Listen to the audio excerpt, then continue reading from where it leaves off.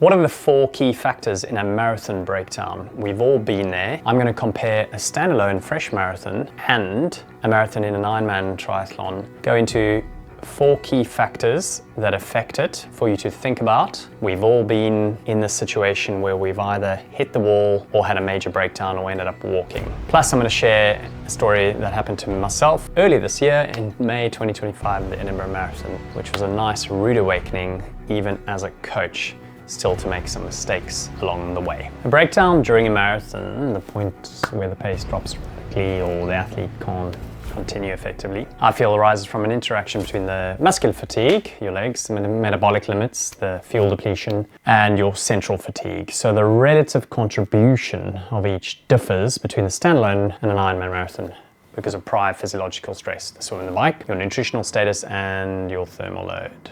Welcome back to the green glasses due to popular demand. So let's talk about muscle factors. Number 1, your muscle fiber damage. We've all been here. So in a fresh marathon, it's actually quite hard.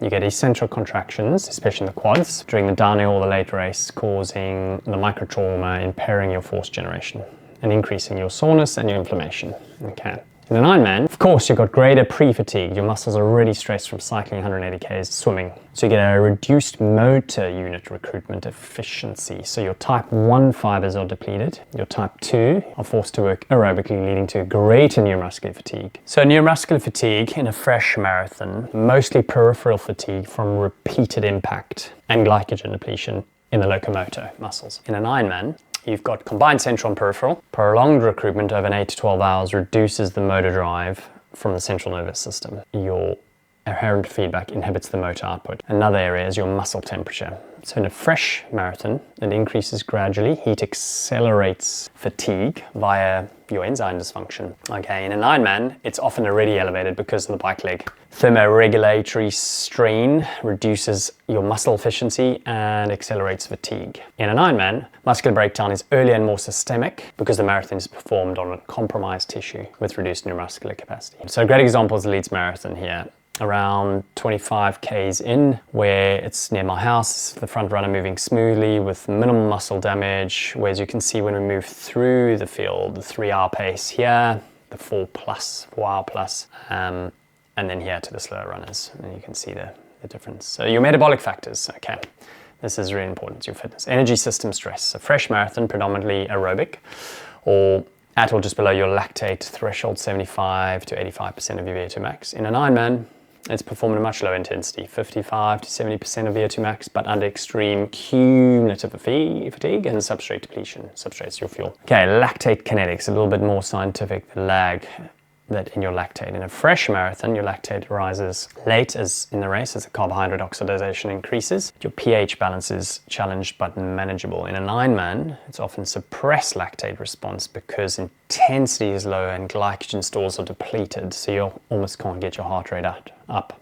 Your oxidative stress, your fat burning is higher. Core temperature and hydration. So in a fresh marathon, gradual hyperthermia and dehydration. That impairs your aerobic metabolism and your enzyme efficiency. In an Ironman, greater fluid electrolyte imbalance accumulated over hours, leading to decreased plasma volume, low stroke volume, and reduced oxygen delivery.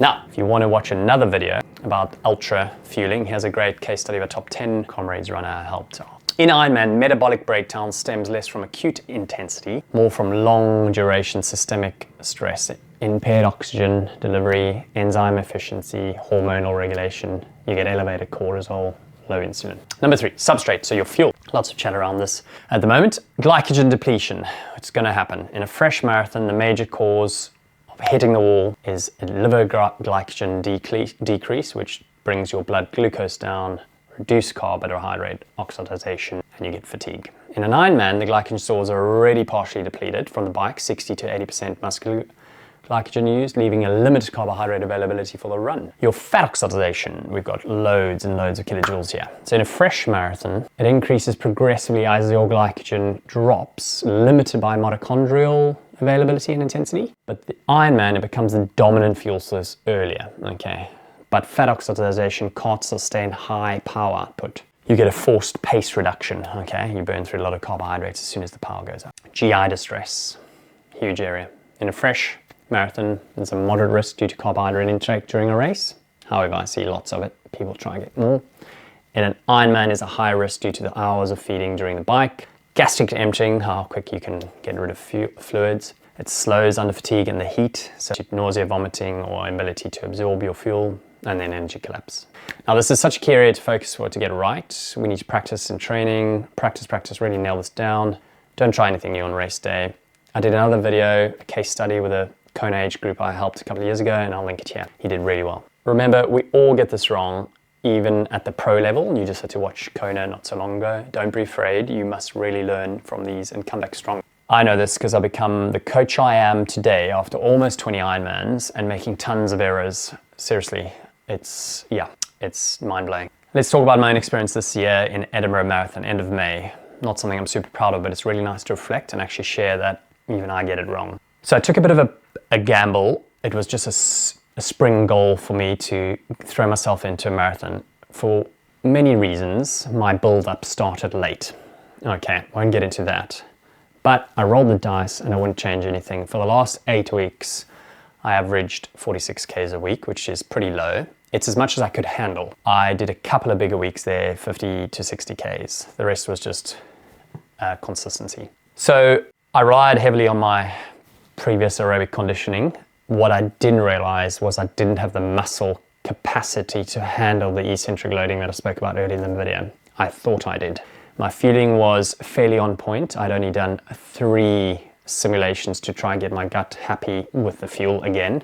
Bear in mind, I've had quite a bit of a break from fueling long distance events because I haven't run anything that long since Kona 2022. So we had a lot of downhill running for the first 8 Ks, if you know Edinburgh. So a lot of eccentric force, and I just wasn't conditioned enough and I wasn't ready from it. I'd come back from a meniscus surgery a few months prior to that, and I just thought I was ready. Okay, so a huge humbling experience at about 25 Ks. I knew I needed to stop because I had complete shutdown. The joint was starting to be compromised. The gastric stress was there, and then the temperature, the conditions became biblical with hail and cold and being pretty skinny triathlete. That doesn't work really well. Anyway, needless to say, I chatted to people, turned it into a war of attrition and just jogged it in, but I actually really thought I was doing some damage to the existing tissue because I wasn't conditioned okay. And yes, I got through. It was not a pleasant experience. I've felt better in Ironmans, but we all get it wrong, okay? So just go back to the drawing board, get some rest, and get back at it because you'll conquer it. It's a tricky distance, 42 Ks. Number 4, probably the most important, mental central factors, okay? So your central fatigue. When you're a fresh marathon, you get sensory information feedback from your muscles, which rises your serotonin and dopamine ratio. It's a bit complicated. And the perception of effort increases, which means your pace slows down. So that's just central fatigue. In an Ironman, it's more pronounced. Prolonged exertion, hyperthermia, dehydration, hypoglycemia, or elevate the perceived effort and suppressed central drive, okay? Then you get your cognitive function, decision making. In a fresh marathon, it's maintained until your glycogen depletion or hypoglycemia, so your blood sugars are just so dropped. And then that's when your decision making and your motivation drops. And I think we've all been there. In an Ironman, it comes a little bit earlier. So you get cognitive impairment likely from hypoglycemia and electrolyte imbalance, going back to electrolytes, plus dehydration, which is fine. Your pacing, nutrition, strategy, execution deteriorate. Okay, psychological factors. In a fresh marathon, it's focused effort, often racing at a higher relative intensity. It's over much quicker. In an Ironman, there's mental fatigue accumulation over 6 to 10 hours. Ego depletion, that's huge, reduced emotional regulation, and general survival mode fatigue. The Ironman marathon often becomes a mental endurance test where central fatigue and motivation override purely physical limits. Right, so the marathon only, the breakdown is primarily due to glycogen depletion, so carbohydrate, and muscular microtrauma. Okay, in an Ironman marathon, breakdown is systemic, compounded substrate exhaustion, dehydration, muscle damage, thermoregulation failure, and your central fatigue. Okay, so if you get your head around all those components, you can obviously train central fatigue, you can train the metabolic, you can train the substrate usage, and you can maintain consistency all through your period of time. If you get the structure right with a coach, you'll nail 85-90% of it. The loss bit is obviously a lot to do with mental. If you need some help with this, click on the link below and we can discuss potential coaching options. There just shows you that 8 weeks isn't quite enough to prepare for a performance-driven marathon. Yes, you can get around one in a comfortable pace, but your mind often takes over for a performance, and that happened to me. So be sure to watch some of the other videos. I'll link another one here to help you with the strength side of things, which I think you'll really enjoy, and it's applicable to triathlon and the marathon distance. I hope you enjoy it, and thanks for watching. See you on the next one.